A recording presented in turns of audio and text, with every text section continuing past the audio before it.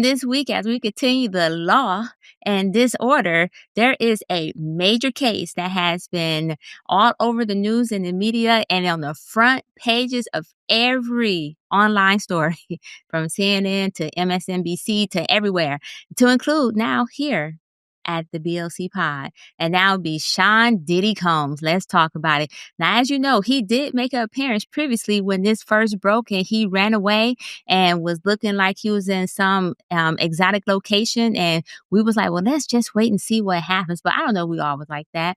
So let me just go ahead and do a real quick recap. And I don't want to miss anything. So here you go. So currently, let me read this properly. Sean Diddy Combs is currently on trial in New York, facing serious federal charges, including sex trafficking, racketeering, conspiracy, and transporting individuals for prostitution. Dun, dun, dun, dun. And because that's that law and order part, right? So anyways, so the Not trial, quite, but I see what you're trying to do there. I mean, I we was make trying to space. bring it back to We dun, dun, listen and we don't dun, judge. you know?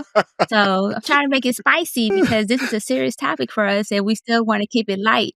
And so with that being said, the trial started this week on May 12th and is expected to last for several weeks because it is a lot of juicy information that has been coming out with the star witness of Cassie Ventura.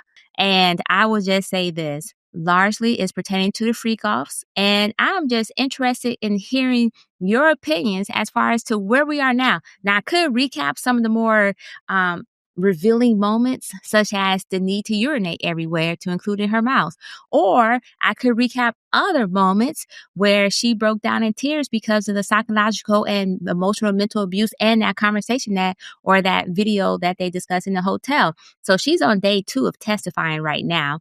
Or I could talk about how her husband sat there and listened through most of this and how his sons walked out on the first day. But I'm not going to talk about any of that unless you guys would like me to.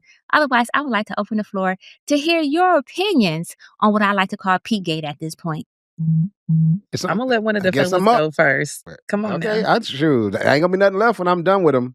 If you want me to get them. Yeah. Go ahead then, Jay. Pause. I mean, all the way. It's not going to be anything left when I am done with him. Do you stand on that? Them. Remember, I'm a poly guy. Them. I'm from the South. It's the abbreviation. Yes. Oh, so you're part of the freak-offs too. Oh, yeah. Okay, gotcha. So he got as a spokesperson. Which brings me to my point, right? So, I think there's a lot happening here, right? I think that somebody wanted Diddy humbled, right? Otherwise, why are we hearing about baby oil? I think that somebody wanted Diddy humbled, and they took what looks so far and what's being presented is a domestic violence, possibly domestic violence case that, or whatever. Like if you take the video of the video footage from the hotel, definitely domestic abuse or SA or something. I don't know. Y'all know what I'm saying. Edit it, whatever. So my point here is that he says it's that first, and then somehow it's turned into a RICO case because supposedly sex workers were brought over, and the sex workers, were flown in, and then they had sex, right? And that's against the law, right? But now here's my point with this.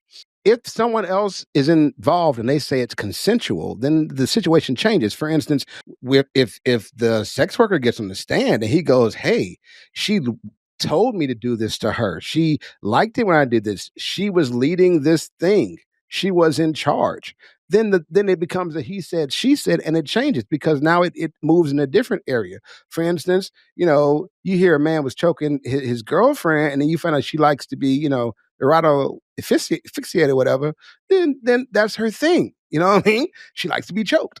So he's not abusing her. He's actually giving her what she wants. Now, if he chokes her too hard or in the wrong place, that's a problem. But my point here is that it's really all about context. And I say this about context because I'm trying to make a larger point. And my larger point of context is, as far as the Cassie and Diddy thing goes, if they want to have sex with somebody that they think's attractive, who happens to be a sex worker, and they bring that sex worker over to hang out with them. The sex worker she just hanging out, she at the pool. They know what she does for a living, but she ain't coming to work. She just kicking it. But they decide they like her. She's cool. Now they want to have sex with her. She can't have sex because now it's against the law. They got to fly her back. Isn't that breaking the law again if they fly her back so they can have sex, try to have it legally? I mean, because really, initially, when they decided to have sex in this place where they brought her to, they were just vibing off of who she was. right? I say she because, I can't imagine. My point here is that if Michael Jordan, I'm going to use one more analogy and I'm going to stop there. Michael Jordan, great basketball player, yeah, right? Professional NBA player. If he goes and does a pickup game on Saturday at a court or whatever, right? It does not mean that he's working professionally, even though that's his profession, even though he's a professional basketball player. Every time he dribbles, it is not for work. So how are you going to take a person who is a sex worker and take every time they have sex and say it's sex for money? Of course, they had to bring the person over there and they had to get them someplace to stay. I've done it for people who weren't workers and we kicked it. I've taken people on trips and we kicked it. They weren't workers. They weren't working for me, right?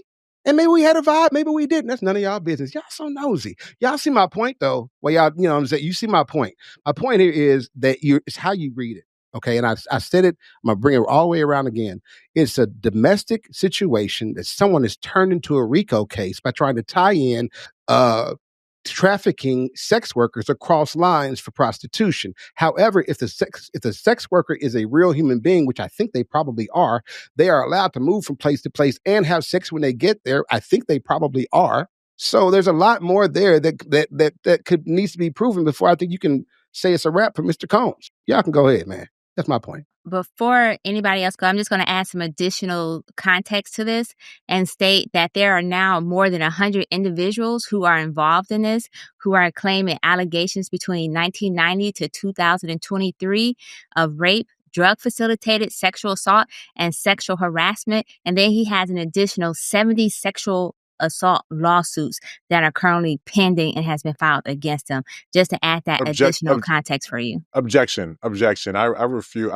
On what? So are these things that are being brought up in the case right now? Because yes, he may have civil lawsuits. Are those civil lawsuits being brought up in his federal case right now is what I'm asking. So no, the lawsuits are not, but the individual who are involved are expected to be witnesses in this particular case, but with Cassie leading the charge. For the most part. Say that they have more witnesses, but to bring up the fact that there are other things like lawsuits that are not within the realm of the criminal proceedings that Mr. Combs is facing, I'm saying is irrelevant and should be stricken from the record. Thank you, Your Honor. Did you want? I will. Thank you, Your Honor. Can I sustain that? I want to sustain that. I would say respectfully withdrawn and resubmitted for evidence is the fact that there are more than 100 other witnesses that they plan to call in this case.